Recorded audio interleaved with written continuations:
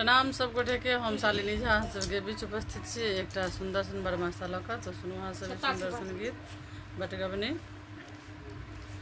छः मासा लऽ कऽ उपस्थित छी और सुनू अहाँ सब सुंदर सन गीत। धन्यवाद। प्रथम मास आषाढ़ है सखी साजी चलल जल धार यो राजा दशरथ सत्य केलनि के कई दिल बनवास यो राजा दशरथ सत्य केलनि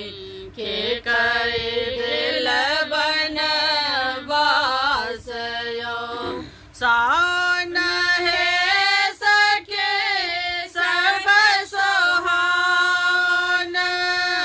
एक तारा दिया नार यो राम लक्ष्मण वन में है था क्यों न पारत सोर यो राम लक्ष्मण वन में है था क्यों नहीं पारत सोर यो भादव है सखी सर्व बयान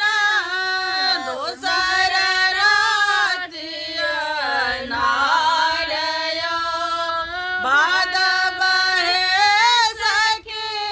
सर्व बयान दोसर रातिया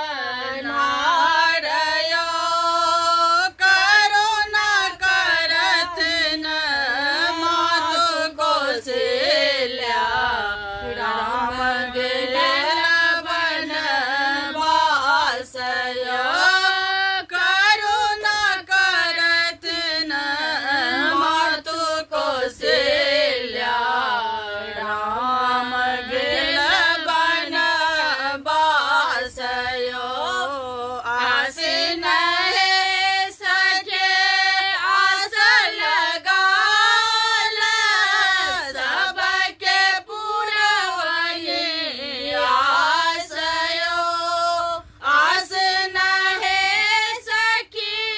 आस लगाल सबके पुरवनी आस यो एक न पुरवनी रानी के कई के दिल राम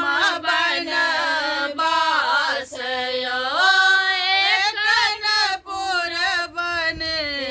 रानी के कई जे दिल राम बनवास यो कार्तिक है सखे पर्व लगतु है सब सखे गंगा स्नान यो सब सखे गंगा स्नान यो रत साजल ठाढ़ लक्ष्मण कर